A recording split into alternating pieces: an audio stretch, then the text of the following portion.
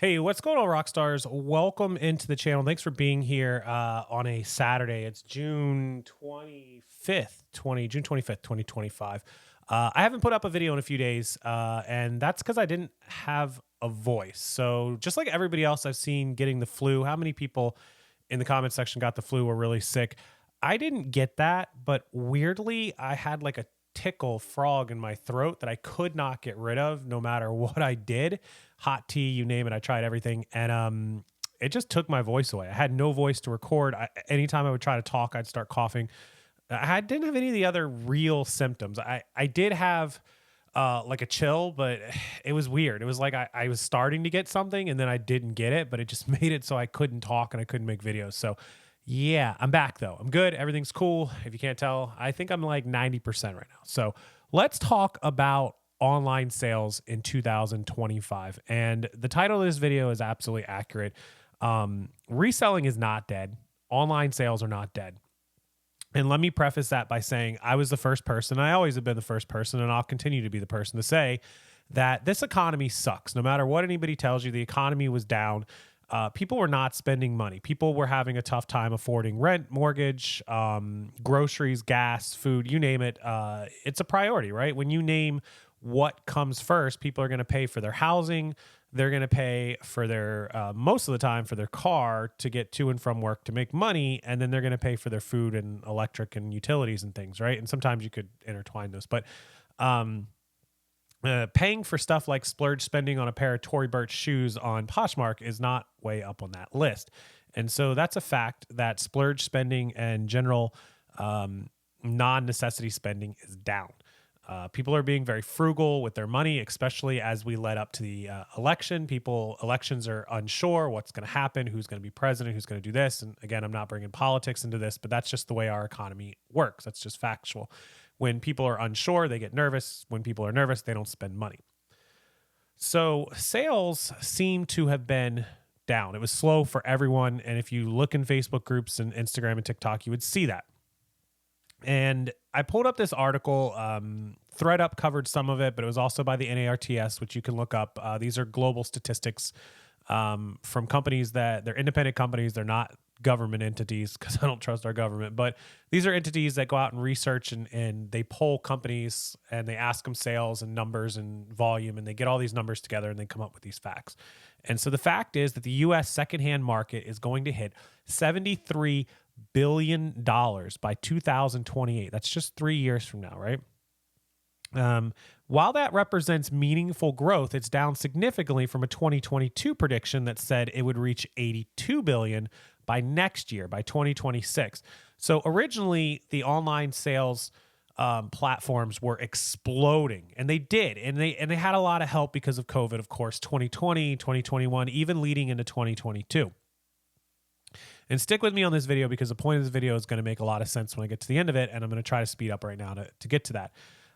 So we had this huge explosion, and things were just shooting through the roof, and then all of a sudden, 2022, 2023 comes along, and things, instead of going like that to the moon, they kind of tapered off. Now, they're still going up, right? But they're not shooting straight up like a rocket ship anymore. They're just kind of gradually going up, which is still good news. Because for everyone saying that online sales are down, they're not actually down. They're up. Now, why then are sales slow? Why then are, a lot of people not splurge spending? Well, let me get to that and I'll explain it and I'll tell you how this affects you and how to make this work for you to make more money. So as consumer budgets continue to be strained, the U.S. used clothing market reached $43 billion in 2023. We're still working on getting those 2024 numbers in, but they did hit $43 billion in 23, which is great. It was only $23 billion in 2018. So you could see that huge spike, $23 billion, $43 billion, right? Year over year, it's an 11% growth. 7 times faster than the broader U.S. clothing market. So all brand new clothing, all that stuff, it's growing 7 times faster, the used market, than the rest of the market. Of the $43 million in the U.S. market in 2023, merchandise on the resale side reached about $20 billion, up from 17. So almost 50% of all goods sold are in the resale market are used. That's crazy. It's like 47%, right? And of course, we're still looking at that 73 billion by 2028. Globally, the secondhand apparel market will reach $350 billion by 2028. That's up from 197 in 2023 and 141 billion in 2021. The used global apparel market grew 3 times the rate of the overall apparel market in 2023. So used goods are growing 3 times as fast as new goods worldwide and 7 times as fast here in the United States. So used clothing is still a very viable business model. There's a ton of people that do it, a ton of people that make a lot of money. There's people that make $10,000 a month, people that make $50,000 a month. There's people making millions. You can make a couple $1,000s a month on eBay or Poshmark or the combination of them without a ton of work. I'm telling you guys, $2,000-$3,000 a month is not all that much work. A couple hours a day at most. ThreadUp's annual, now ThreadUp covered this, resale report once again includes lowered projections for growth because it did kind of slow down, right? So they were talking about this 70-80 billion by 2026, slow down a little bit, but everything seems to still be on pace to still hit that $73 billion. So what is this telling me that everyone's having slow sales, but the resale market is still going up? Well, here in the United States, let's forget about those global numbers for a minute. Here in the United States, what that means is that the greater 90% of America that's struggling, or 80% of America, whatever it is that are, paycheck to paycheck, just able to pay the bills and the electric and all that stuff. And they're not really splurge spending. We know who those people are. We know what that demographic and what that crowd looks like and how they spend their money. But that means if they're spending less down here, that number's down here, but the overall number has to go up. That means the people with the money, the 1%, the 5%, 10%, whatever, they're spending more than they were spending previously. Not only are they spending more, they're spending more as in to raise the total number and make up for the decline of spending that the lower class are doing. Also, let's not forget inflation. So a $10 used t-shirt, there were 1,000 of them sold last week, $10,000.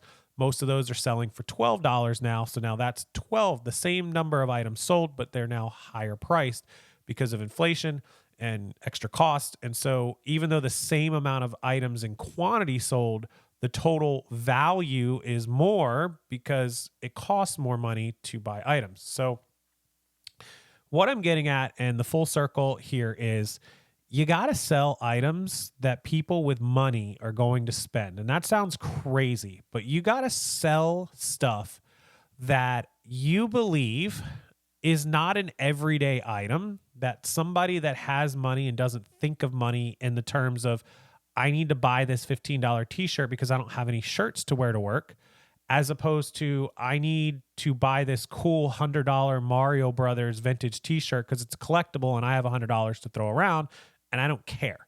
Now, this isn't necessarily always a higher price point, although that helps, because when you're in higher price points, the customers for that are, when they're shopping for a $100 shirt, they're more likely to spend something because they have disposable income versus somebody who's got to think it over to buy a $15 polo shirt, to have a polo to wear to their, their business work, just to get to their through their day at work.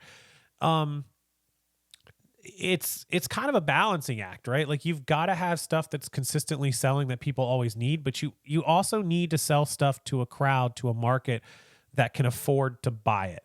Does that make sense to everyone? Like, your merchandise needs to be stuff that sells to people that don't think of money as money, right? Like, if they're buying $200 band t-shirts and $500 Mario Brother t-shirts because that's just what they collect and it's just disposable, they're just going to buy it anyways, right? Like, the economy is not going to affect somebody that's buying Lamborghinis, right? Like, if somebody can afford a Lamborghini, they're fine. This economy doesn't mean much to them. If you're selling Honda Civics, well, you're targeting a crowd that can barely afford to buy a car as it is, and they're just trying to get what they can get. No offense to anybody that drives a Honda Civic. I hope this makes sense to everyone. Try to find merchandise that will sell to people, that money's no object. What are those items? Splurge-worthy items, vintage items, collectibles, electronics, higher end electronics, vintage electronics, nostalgia that people can't go without, and they have that income. They grew up in the 90s when I grew up, and we were 5 and 10 years old, and now we're 35 years old and 40 years old.